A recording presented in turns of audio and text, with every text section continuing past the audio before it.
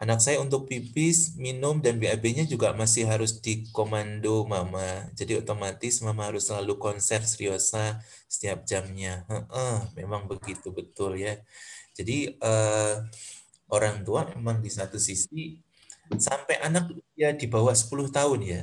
10 tahun, jadi usia mulai anak aktif itu kan 1,5 tahun, sampai dia usia 10 tahun, mama itu memang harus mengeluarkan sekitar berapa? 20.000 kata per detik ya. Itu memang harus. Tapi bukan berarti bengok-bengok dan marah-marah ngomelnya itu nggak berjeda gitu. Tuh kan mama sudah bilang tadi, jangan main air. Sekarang sudah main air basah lagi, ganti lagi. Nggak tahu mama ini cuciannya banyak. Sekarang itu loh mendung, hujan, ke cucian kemarin aja nggak kering-kering. Kamu sih main aja ngomel gitu. Waduh, kayak begitu ya buyar, Bu. Jadi tidak seperti itu. Oke. Nah, yang dimaksud dengan konser itu ya, kakak, maaf ya, nanti kalau main, nanti kalau pas celananya basah, ganti. Atau kakak, ini celana sudah kelima kalinya, ya. Nanti celanamu habis, kamu nggak pakai celana seharian, yo. Gitu. Jadi, eh, sampaikan segala sesuatunya dengan cara yang menyenangkan. Nah, anak-anak itu biasanya kalau pas lagi kondisinya dia melakukan kesalahan, habis melakukan kesalahan, itu kondisinya adalah secara psikologis ketakutan. Ya, dia muncul rasa bersalah. Maka jangan diceramahi gitu. Berikan dia kesempatan untuk menenangkan diri dulu.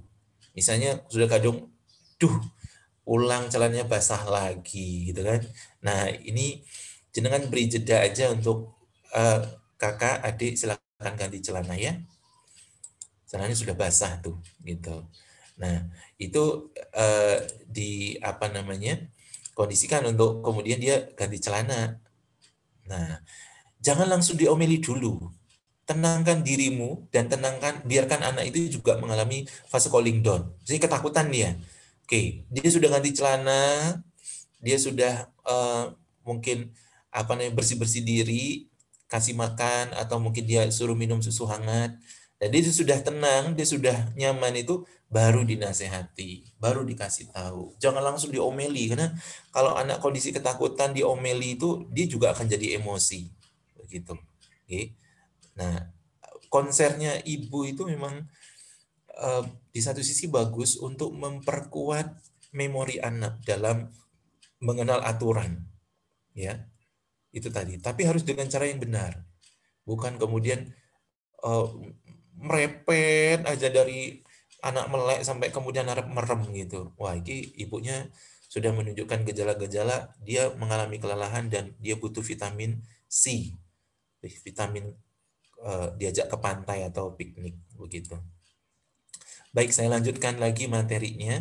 Jadi tadi ketika anak sudah pada fase di mana mereka mengenal kondisi eksistensi dirinya, ya, maka ayah bunda pada saat ini anak-anak itu sudah harus full benar-benar bisa dihargai apapun keputusan mereka, ya. Nah, ketika keputusannya itu kayaknya kok, wah, ini rodok-rodok ekstrim keputusannya, maka kita berhak untuk kemudian eh, apa namanya memberikan intervensi. Kalau keberatan, tunjukkan rasa keberatan kita. Mama tidak setuju, ayah tidak setuju. Nah, kenapa? Sampaikan alasannya. Anak-anak, sekalipun dia masih belum usia 18 tahun, Kak, usia-usia 2 tahun sampai kemudian seterusnya, itu mereka ketika mendapatkan larangan, itu dia butuh sekali kenapa alasannya. Jangan main hujan, jangan main air. Dia tanya, kenapa? Pokoknya jangan. Itu salah. Dia mesti akan melakukan pelanggaran. Semakin dilarang itu semakin nemen dia melanggarnya. Nah, yang harus kita lakukan adalah ketika kita melarang harus ada alasannya. Tidak boleh main air ya. Anak diem, nggak ada pertanyaan kenapa, maka kita yang akan melanjutkan. Jangan main air ya. Dia diem, lanjutkan. Kenapa? Karena kemarin celana sudah habis lusin, kamu basahin semua. Jadi dia tahu, oh, aku nggak boleh main air karena celanaku sudah habis, gitu kan. Jangan ketika dia tanya, kenapa mah? Pokoknya jangan. Nah ini, kalau sudah kata pokoknya itu, anak-anak tidak mau tahu. Jadi tidak ada kata pokoknya ke anak-anak. Apalagi dia sedang kritis-kritisnya dalam pertumbuhan di usia 2-7 tahun tuh. Critical thinking-nya itu bagus, berkembang dengan sangat luar biasa. Maka dia harus tahu kenapa alasannya. Dan kadang ada anak-anak cerdas itu alasan dia itu harus bisa masuk ke logikanya dia. Kalau nggak bisa masuk, nggak sesuai dengan logikanya dia nggak berhenti-berhenti itu kalau nanya. Akhirnya dia terkesan ngeyel. Ngeyel anak ini ya. Nah, kayak gitu. Karena sebetulnya dia butuh bapaknya untuk menjadi orang yang menyampaikan kenapa alasannya. Kok bapak ya? Karena anak-anak itu, kalau bapak saya ngomong, itu tiba-tiba saja masuk di akalnya dia. Gitu. Saya juga heran, kenapa? Karena di satu sisi anak-anak itu kalau dengan bapaknya itu ketika sudah ngobrol atau bapak ngasih tahu apa, itu dia mesti sudah iya, oke, gitu. Kenapa? Ya mungkin ya, karena ayah itu adalah pemimpin, maka bahasanya itu berat, bahasa pemimpin itu. Beda banget dengan bahasa wakil. Wakil itu kadang nggak direken. Ya kayak negara kita gitu lah. Dari wakil presiden kan nggak direken belas itu. Kak Ono Abadi gitu. Karena memang dia bukan penentu kebijakan dalam rumah itu. Ya kayak ibu dan anak-anak itu jadi tahu kalau emaknya yang sudah buat aturan, dia mesti mama. Jadi kalau mama sudah menegakkan aturan, dia cukup dengan rewel, dengan ngambek, nanti aturan itu mesti berubah. Gak boleh itu mesti kalau sudah anak rewel itu ya wis tapi sekali kita lo ya awas sejaluk meneh jadi main. Nah itu aturan buyar gitu kalau main buat. Tapi kalau bapaknya kadang anak sudah nyerah duluan. Kenapa? Dia tahu bapaknya raja tega gitu. Nah, baik. Penelitian di bidang neurologis di Osborne, jadi dia penelitian itu mengatakan bahwa perkembangan intelektual kecerdasan anak itu sudah harus tuntas tuh ya di usia 18 tahun. Ini pendidikan akalnya sudah harus bisa tercapai. Pertumbuhan fisik itu dia sudah harus bisa maksimal di usia 12 tahun ya. Nah, anak kita sekarang yang di PAUD itu dia masih 50%. Maka jangan kemudian berpikir bahwa anak-anak kita itu usia 2 tahun sampai kemudian 7 tahun itu sudah tuntas dalam kemampuan berpikir. Enggak ya. Nah, yang harus kita sadari bahwa adalah anak itu mulai usia 0 sampai kemudian usia 8 tahun itu mereka sudah bisa distimulasi. Jadi anggapan bahwa pendidikan baru bisa dimulai pendidikan anak itu sudah dimulai sejak dalam kandungan ya. Kenapa? Karena memang proses pembelajaran stimulasi otak itu sudah harus tercapai, sudah bisa didapatkan oleh anak begitu. Nah, ini orang tua harus sadar bahwa keadaan-keadaan di kondisi-kondisi anak yang jenengan sudah harus kemudian menunjukkan proses pembelajaran ke anak-anak itu sedini mungkin dengan cara yang benar tentunya. Ya mandi, Jo. Baik. Ayo mandi nih. Kebutuhan mandi sekarang wes. Dalam tumbuh kembang optimalnya yang saya bilang tadi adalah mereka secara fisik biologis itu butuh nutrisi yang paling tegak, kepedulian terhadap bagaimana dia harus bisa beristirahat dengan baik. Dan ini perhatian orang tua harus benar-benar full dalam Tuhan di fisik biologis ini. Apalagi sekarang tengah musim pandemi ya. Anak-anak harus dikasih tahu lingkungan kita sekarang itu berbahaya karena ada virus corona. Ada misalnya mengatakan kakak, adik kalau habis dari luar harus cuci tangan, rajin-rajin cuci tangan, harus istirahat yang cukup, makan sayur dan seterusnya. Kemudian kasih sayang nih ayah bunda, perhatian kita kepada anak-anak dalam bentuk pendampingan, kemudian kata-kata yang baik, kemudian kasih sayang, itu adalah dalam rangka untuk menciptakan rasa aman dan nyaman kepada diri mereka, ya. Anak-anak itu akan merasa dilindungi ketika diperhatikan. Mereka kemudian merasa orang tua itu ada untuk memberikan penghargaan kepada mereka. Jadi bahasa kita ke anak itu adalah bahasa yang juga menunjukkan bahwa kita memberikan penghargaan kepada mereka, ya. Nah, ini lakukan dengan penuh rasa cinta, lakukan dengan penuh keikhlasan. Jangan kemudian eh, dengan anak sedikit-sedikit kesel, sedikit-sedikit pegel gitu. Kalau saya lihat ada orang tua yang seperti itu, sebetulnya bukan kesel sama anaknya, tapi kesel sama suaminya itu, pasangannya mesti. Jadi pelampiasannya ke anak. Nah, ini bahaya, ya. Kemudian stimulasi kesempatan untuk bagaimana anak-anak ini bisa diberikan stimulasi yang baik, terutama tentang mengenal lingkungan sekitarnya. Jadi di masa pandemi ini sebetulnya pendidikan yang paling bagus itu adalah mengajak anak untuk mengeksplorasi lingkungan sekitar di alam terbuka. Jadi kalau kami di lembaga kami itu ada nature walk gitu ya. Jadi perjalanan ke alam untuk kemudian melakukan proses pembelajaran dengan melihat dan mengamati apa yang terjadi di alam sekitar. Nah, negara-negara maju sekarang, negara-negara di barat itu sudah mulai membuka sekolah mereka di tengah pandemi. Sudah sejak bulan Juli yang lalu sebetulnya negara-negara Eropa, negara-negara barat itu sudah membuka sekolahnya.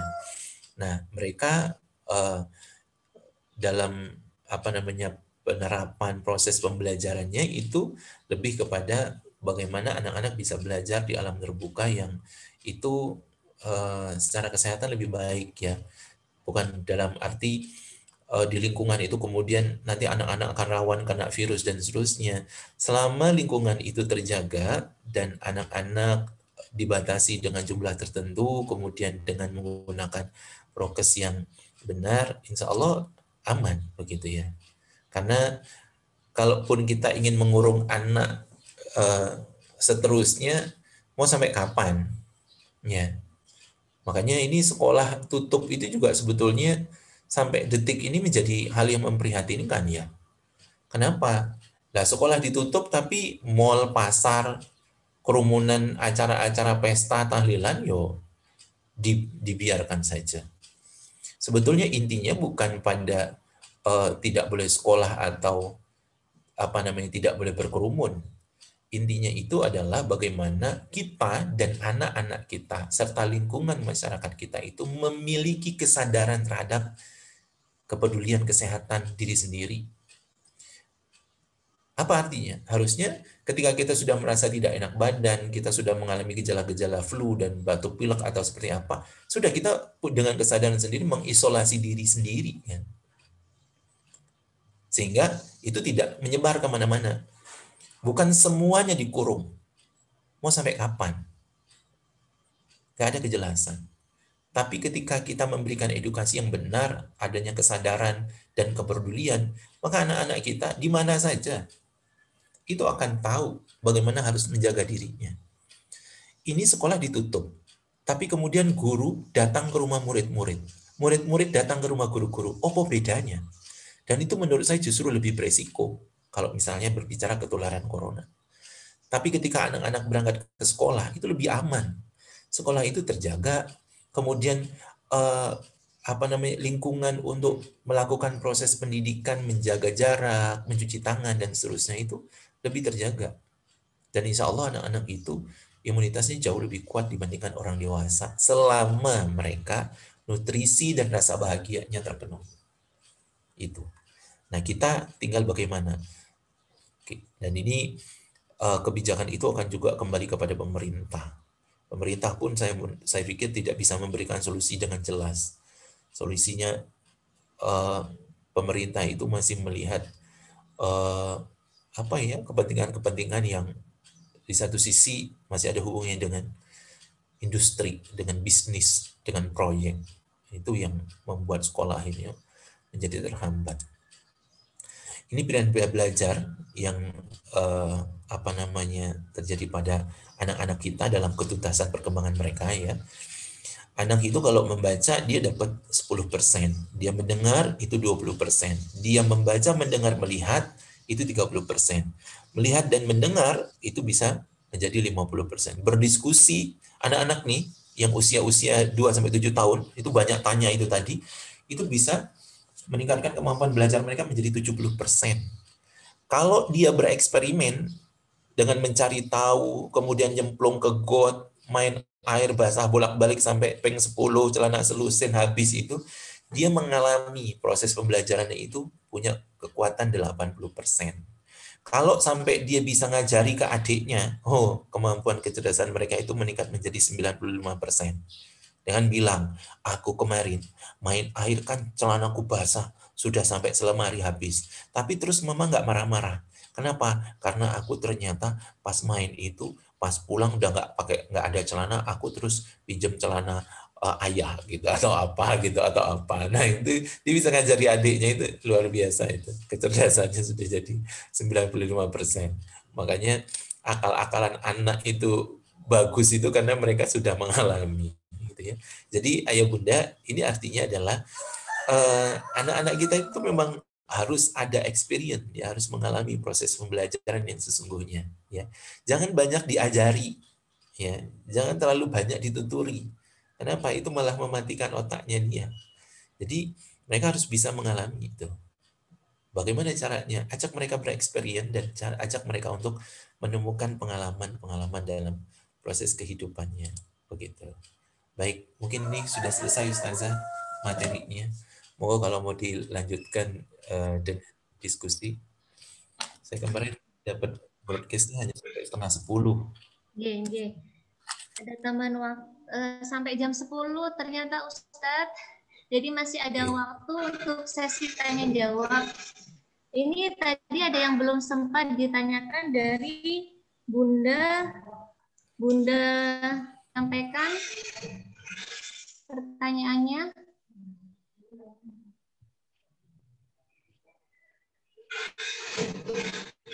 Bisa dihidupkan mikrofonnya, Bunda.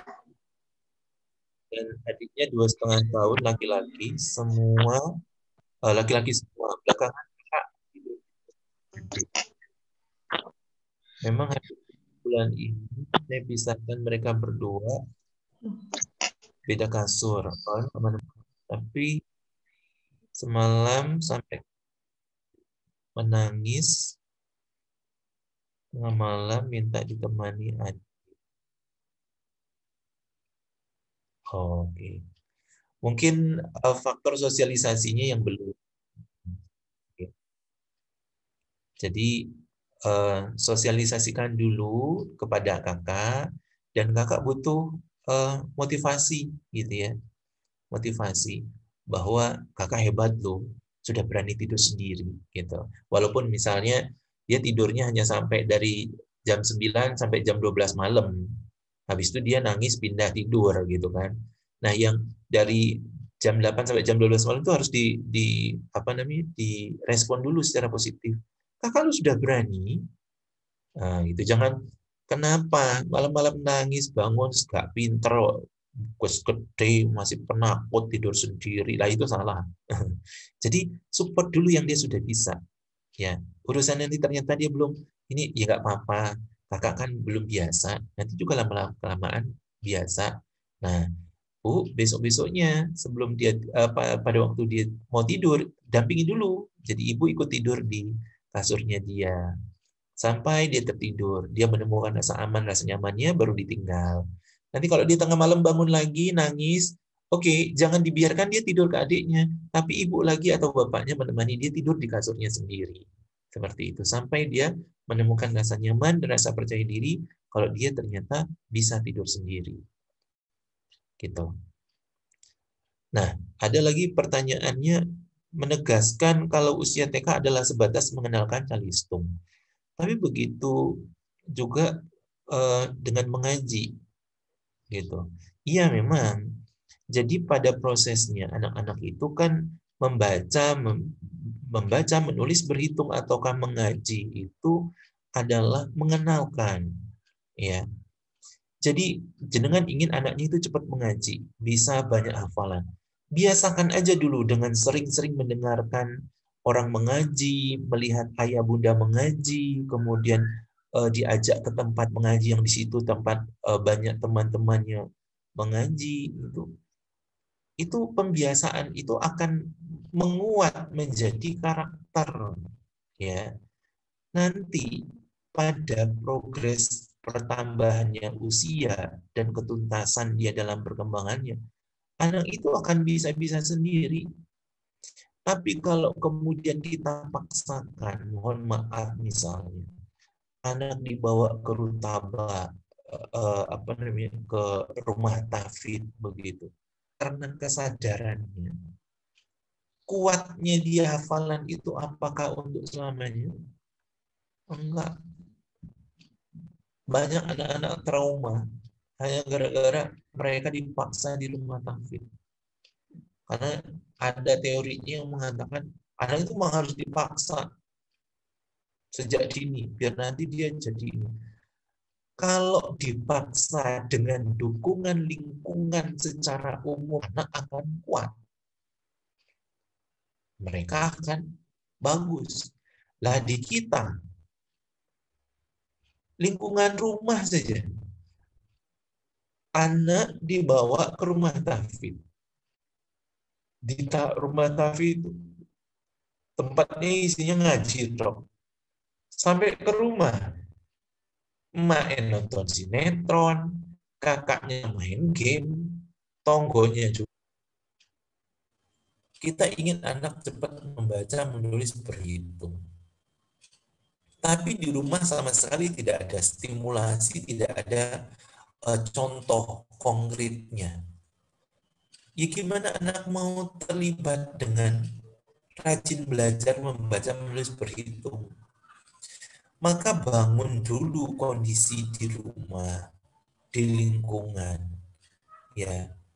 Dan bagaimana ketika ada tugas sekolah dengan video call, Bu, Pak, saya kasih tahu, anak-anak kita itu tidak menikmati yang namanya pembelajaran online, ya.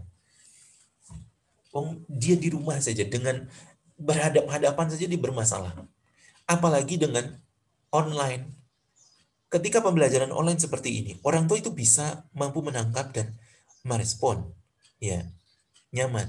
Kalau anak-anak, mana bisa, anak-anak itu dia butuh sentuhan fisik yang real. Dia harus melihat ekspresi itu secara langsung.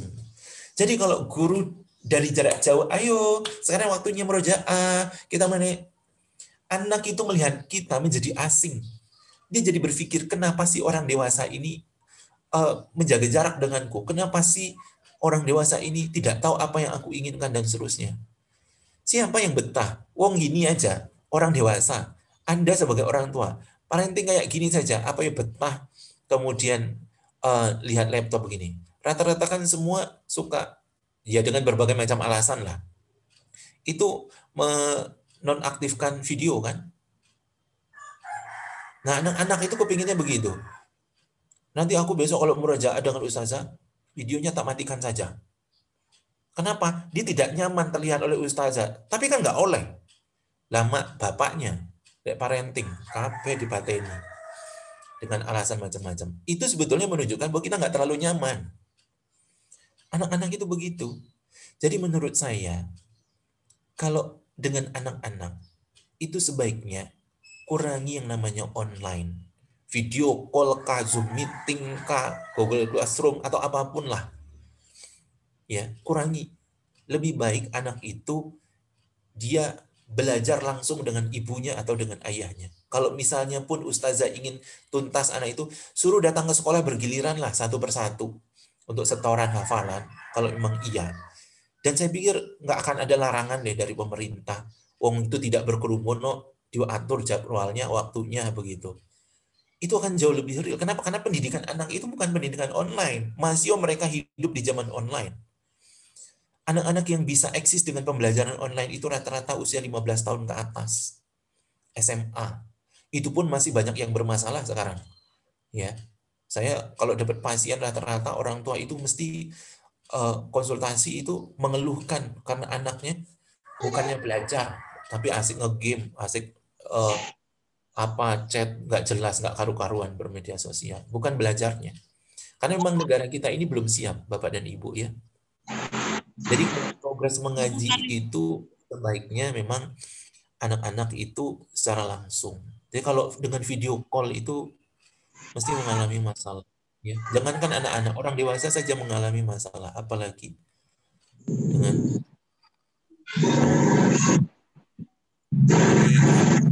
ini ibu kalau misalnya harus mendampingi anak dengan memang luar biasa nih.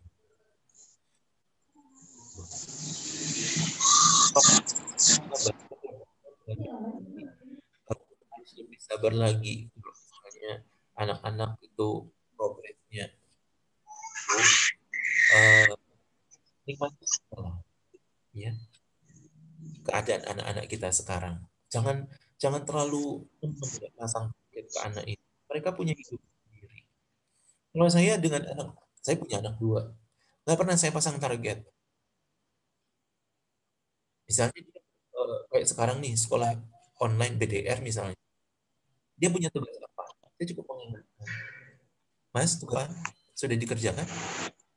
Dia mau mengerjakan kapan? Mau selesai atau enggak?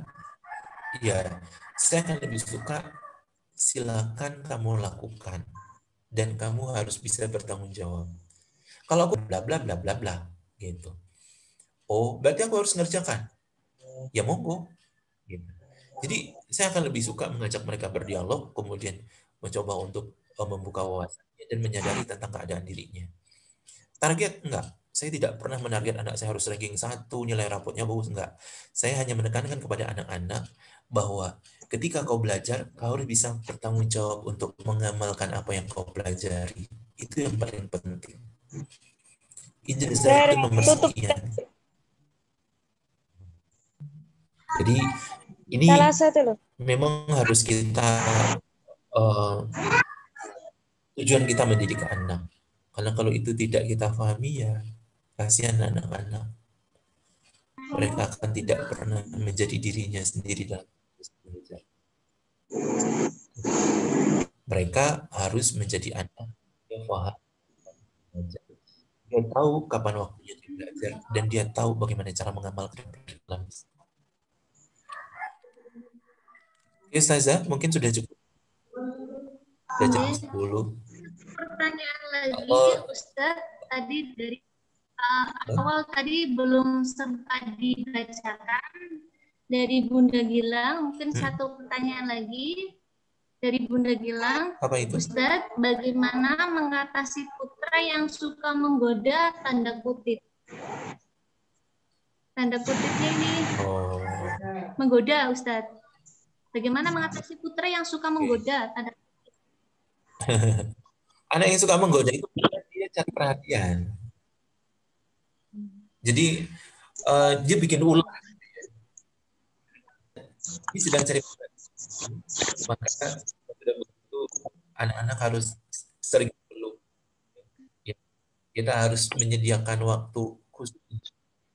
Ketika dia sudah mulai berulah, kakak mau bikin apa lagi ini?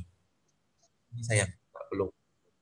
Ajak dia, suruh dia bermain lebih banyak dengan ayah. Ya, kenapa? Karena memang anak itu ketika dia terpenuhi yang saya sebut biasanya dengan float time ya, waktu bermain bersama ayah, lantai kah atau di mana saja, struggle untuk bersikap dengan lebih baik lagi. Jadi untuk anak-anak ketika dia sering menggoda itu ya karena memang dia butuh perhatian lebih gitu ya, dia butuh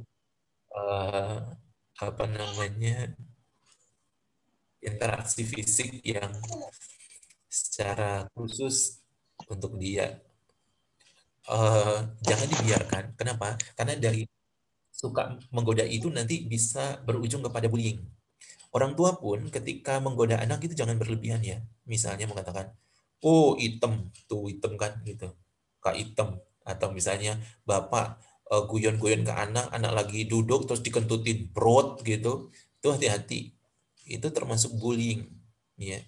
Nah, bullying itu bermula rata-rata dari verbal. Jadi hati-hati ya.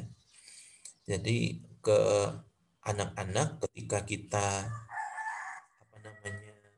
bersikap menggoda atau mungkin bermain-main, itu juga harus ada adab dan harus ada aturannya sehingga nanti nggak ditiru oleh anak-anak. Kebanyakan anak-anak kita 100% meniru dari orang tua, termasuk hal-hal yang buruk gitu.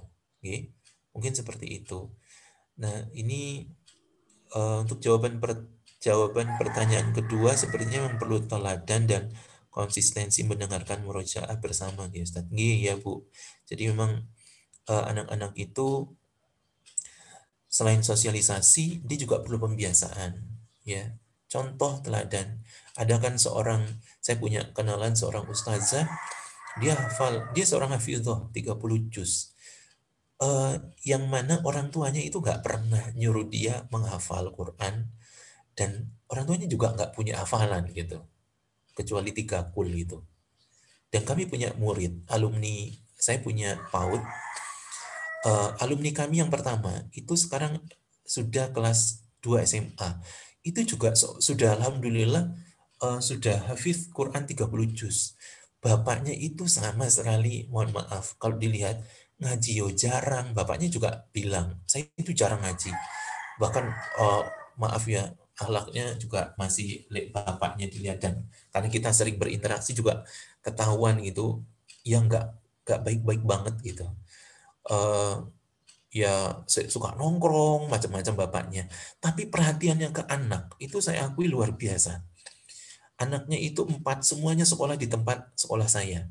Perhatian bapaknya itu mulai dari yang dia tidak peduli sampai kemudian dia bertekad peduli, merubah perhatian kasih sayangnya ke anak dan seterusnya.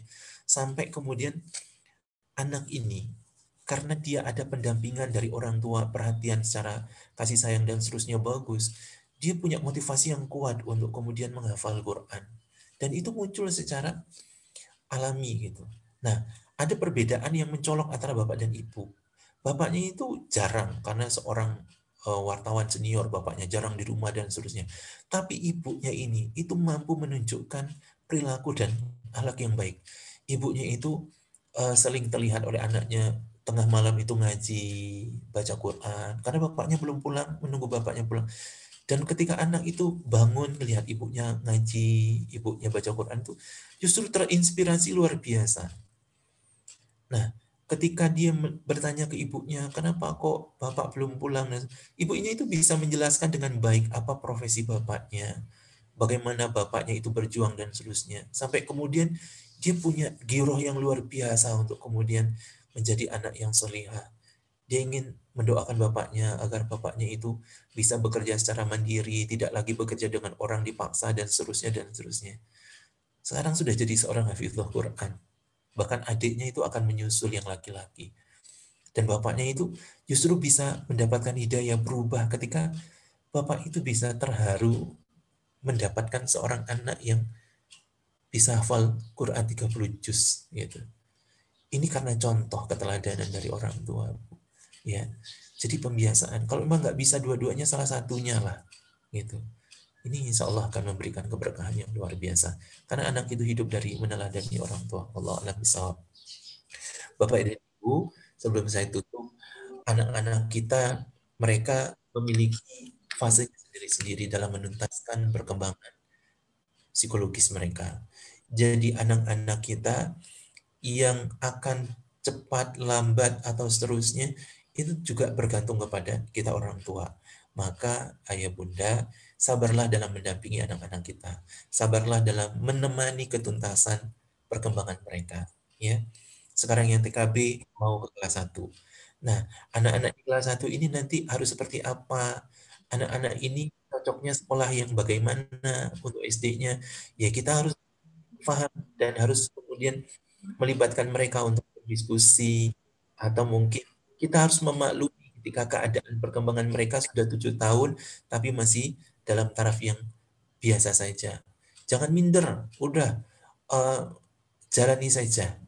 Kalau anaknya, Pak, anak saya sudah 7 tahun, mau 7 tahun, mau kelas 1, tapi kok belum bisa membaca, gak apa-apa, gak apa-apa. Ya, cari sekolah yang mau memahami dan memaklumi anak-anaknya untuk sekolah tanpa harus bisa membaca, menulis, berhitung. Saya eh, punya lembaga pendidikan PAUD dan juga SD. Kami tahun ini punya sudah setahun yang lalu berjalan sekolah SD kelas 1. Murid kami sampai sekarang itu ada 6 anak. Yang baru bisa membaca itu 2 anak, 4 belajar membaca. Tapi apakah pelajaran dan perkembangan mereka terhambat untuk segala sesuatu? Enggak. Enggak ada yang terhambat.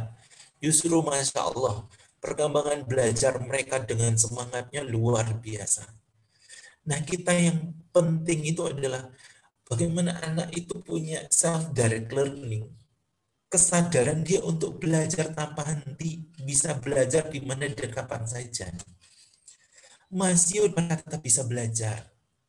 Ya, mereka tetap bisa beraktivitas dengan rasa ingin tahu yang luar biasa. Jangan bingung, nanti anak saya kalau nggak bisa membaca, menulis, berhitung, terus ujiannya gimana? Wis talah, Bu, Pak, ujian itu tidak terlalu penting untuk anak kelas 1 sampai kelas 3 SD. Di negara-negara maju kayak Jepang itu, anak ujian itu baru kelas 4. Negara kita ini saja kemenyek. Anak baru belajar terus langsung ujian. Makanya kan maknya kalau sudah ngajari ini huruf apa? A.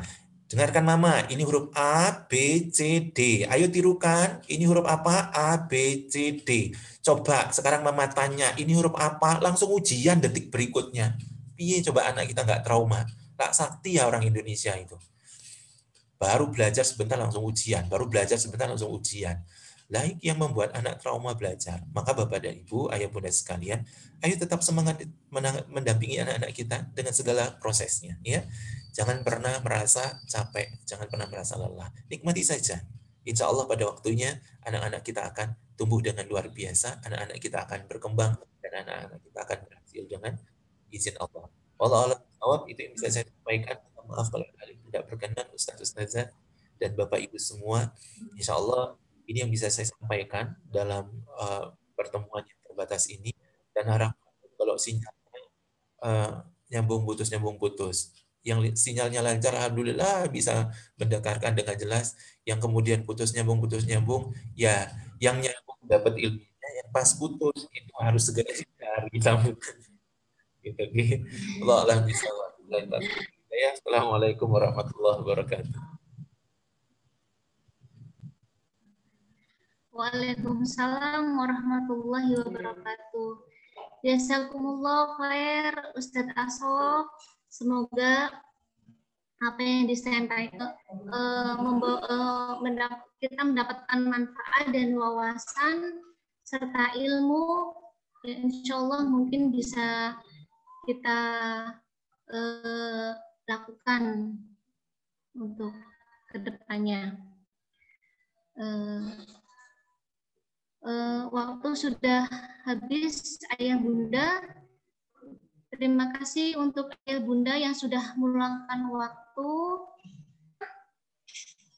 Alhamdulillahirabbil alamin. Baca istighfar, astagfirullahaladzim, kafaratul majelis.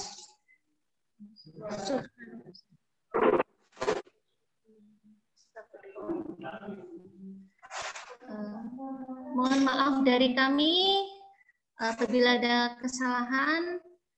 Wassalamualaikum warahmatullahi wabarakatuh. Mohon videonya dihidupkan, Ayah Bunda. Sebelum ditutup, mohon videonya dibuka agar kami bisa mendokumentasikan gambarnya.